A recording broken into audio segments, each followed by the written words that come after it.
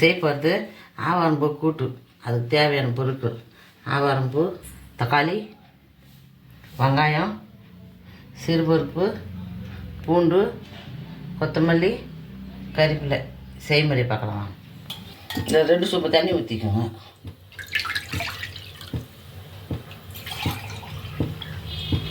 சின்ன சொம்பு 2 சொம்பு தண்ணி வைக்கிறேன்.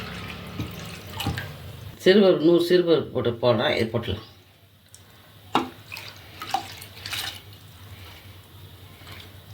ரெண்டு தக்காளி,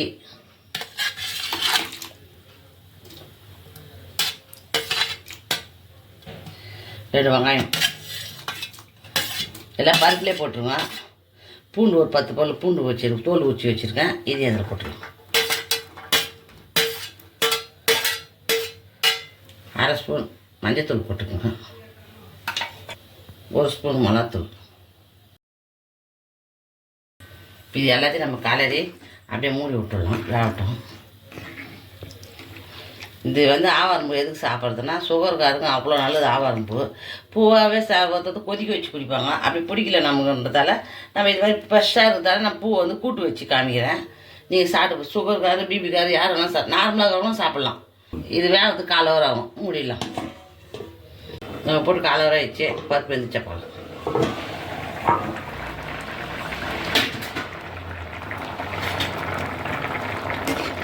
நல்லா சிறுபருப்பு நல்லா வெந்திருப்பாங்க. இந்த ஸ்டேஜுக்கு பூ அரைச்சி போட்டுக்கலாம்.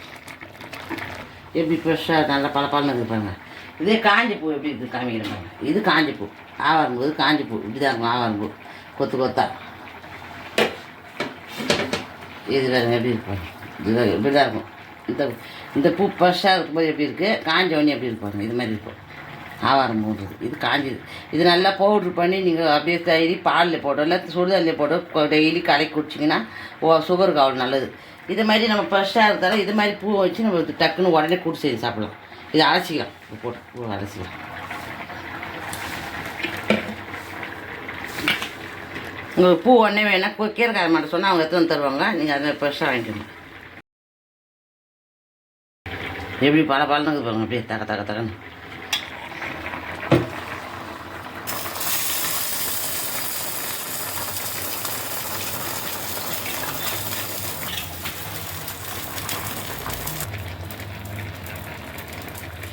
கலரிக்கலாம். ஒரு 5 நிமிஷம் 3 வைக்கலாம். பூ வந்துச்சா பார்க்கலாம். எப்படி வந்துருக்கு பாருங்க. நல்லா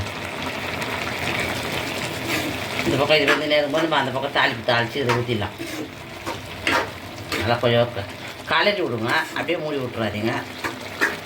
நல்லா அந்த பூ எப்படி வந்துருக்கு நல்லா வெந்துட்டு வாங்க.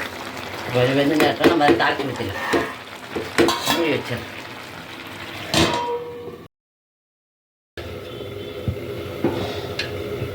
மூணு ஸ்பூன் எண்ணெய் ஊற்றிருக்கேன். கடாயை வச்சு இப்போ எண்ணெய் காஞ்சிச்சு. கடுகு 1 ஸ்பூன் போட்டுக்கலாம். சீரகம் 1 ஸ்பூன், பட்டை, லவங்கம், சோம்பு அது 1 ஸ்பூன்.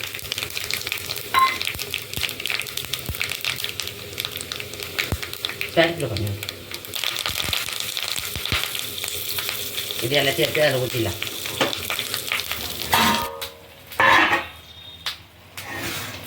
நல்லா வெந்திருக்கு. ஆவாரம்பூ போட்டு ரெடி ஆகிடுது. இந்த தாளிப்பு எடுத்து நம்ம இதில் போட்டோம்.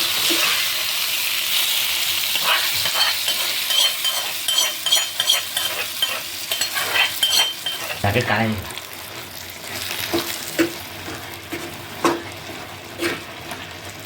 உப்பு 1/2 ஸ்பூனு போதும். பத்தெல்லாம் போட்டுக்கோங்க. நான் 1/2 ஸ்பூன் உப்பு போடுறேன்.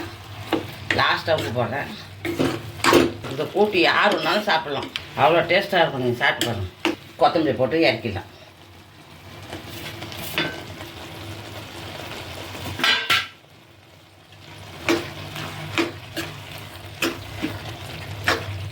ரெடி ஆகிடுச்சு. இப்போ பிளேட்டில் மாற்றிட்டு காட்டுறேன்.